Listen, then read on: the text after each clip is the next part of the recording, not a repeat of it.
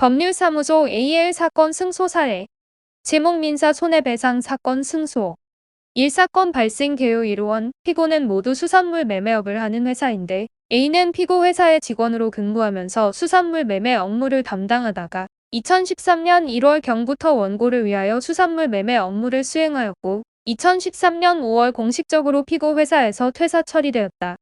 이 A는 피고의 영업사원으로 근무하면서 피고 명의로 거래처에 수산물을 공급하면서 실적을 쌓기 위해 매입원가보다 낮은 가격으로 판매했음에도 회사인 피고에게 이를 숨기고 매입원가보다 높은 가격으로 판매한 것처럼 전산자료를 허위로 작성하였고 적자 거래로 인한 피고 회사의 손실을 숨기기 위해 상부에는 구두로 보고하며 정식 품위를 올리지 않은 상태에서 피고 명의로 다른 거래처로부터 수산물을 구입해 그 판매 대금으로 손실을 보전하는 이른바 돌려막기식의 거래를 반복했다.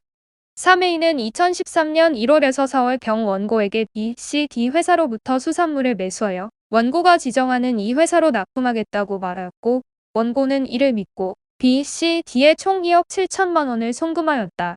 4A는 B, C, D 회사에 가서는 원고와 피고 사이에 거래 관계가 있어 피고의 B, C, D에 대한 채무 변제금이 원고 명의로 송금될 것이다 라고 말하였고 B, C, D 등은 원고에게 송금액과 같은 액수의 세금 계산서를 발행해 주었다. 5. 원고는 B, C, D 등의 부당이득 반환 청구를 하였으나 패소했고 A는 사기죄로 유죄 판결이 확정되었다. 이 소송 진행 과정 2일 의뢰인인 피고를 만났을 당시 의뢰인은 1심에서 전부 패소를 한 상황이었고 원고인 상대방은 피고 의뢰인을 상대로 의뢰인이 B, C, D로부터 냉동새우 등을 구입하였다. 이에 따라 피고는 B, C, D의 채무를 부담하고 있으며 원고가 A씨에게 속아 B, C, D에 의해 금액을 송금하였고 이로써 피고가 B, C, D에 부담하는 채무를 대신 변제한 셈이므로 보상금 또는 부당이득 반환으로 해당 금액을 원고에게 반환해야 한다고 주장하였고 1심은 원고의 이러한 주장을 받아들여 원고 전부 승소 판결을 내렸다. 이 1심에서 의뢰인은 대형 로펌을 선입하여 소송을 진행하였는데 1심에서 의뢰인 측 로펌은 주로 피고와 B, C, D 사이의 거래가 A에 의하여 허위로 꾸며진 것에 불과하다고 주장하는 데 주력했다. 즉, A가 주도한 10여 차례에 걸친 B, C, D와의 냉동새우 거래가 거래 장부상에만 그렇게 기재되어 있는 것임을 입증하기 위해 증인을 소환하고 사실조회를 하는 등 치열하게 다투었지만 결국 1심에서는 실제 냉동새우가 오고 간 거래의 실체가 있다고 판단되어 의뢰인이 전부 패소한 것이었다. 3. 항소심에서 사건을 맡아 기록을 살펴보니 10여 차례에 걸친 B, C, D와의 냉동새우 거래 하나하나에 대하여 세금 계산서, 냉동새우 운반 차량 조회 B, C, D의 장부와 그 냉동새우가 건너간 판매처 장부와의 대조 등 1심에서 의뢰인을 담당한 로펌에서도 상당히 일을 열심히 하였음을 알 수 있었다. 4. 그래서 1심에서 법리에 대한 검토는 충분히 되었을 것이라 믿고 사실관계 확정에 있어 빠진 것이 있나 기록을 뒤지던 중 문득 잠깐 내가 배운 대위변제에 따른 구상권은 변제 의사, 즉 타인의 채무를 변제한다는 의사를 가지고 있어야 하는데 근데 원고는 분명히 A한테 속아서 B, C, D 회사에 송금했다고 하지 않았나?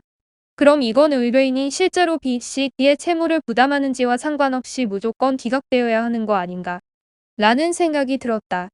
5. 구상권 즉 내가 너의 채무를 대신 갚아줬으니 나한테 그 액수만큼 줘라는 청구가 인정되려면 그 금액을 송금하면서 나한테 다른 사람의 채무를 대신 변제한다는 의사가 있어야 하는데 사안은 원고 스스로 A에게 속아서 보냈다고 주야장천 주장하고 있는 사안이었다.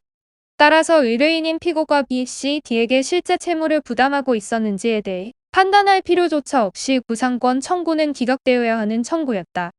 6. 게다가 본 사안을 다시 구상해보면 A가 원고를 기망하여 원고의 금원을 편취한 다음 피고에 대한 손실 보전 채무를 이행하는 방편으로 피고의 B, C, D에 대한 채무를 대신 변제하는 데 사용한 것으로 볼 수 있는데 대법원 판례는 채무자가 편취한 금전을 자신의 채권자에 대한 채무 변제 목적으로 사용한 경우 채권자에게 편취 사실에 대한 악의 또는 중과실이 없는 한 유효한 변제이기 때문에 편취자가 채권자를 상대로 부당이득 반환 청구를 할 수 없다고 명시적으로 판단하고 있다.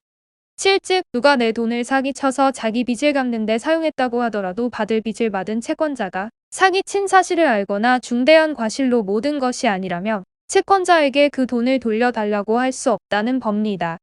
8. 이런 법리를 본 사안에 적용하면 B, C, D 등의 금원을 송금할 당시 그것을 편취된 것이라는 점에 대해 피고에게 악의 또는 중대한 과실이 없는 이상 가사 의뢰인인 피고가 B, C, D에게 실제 채무를 부담하고 있었다고 하더라도 그 채무를 면하게 된 것에 대하여 어떠한 부당이득을 얻었다고 할 수 없는 것이었다.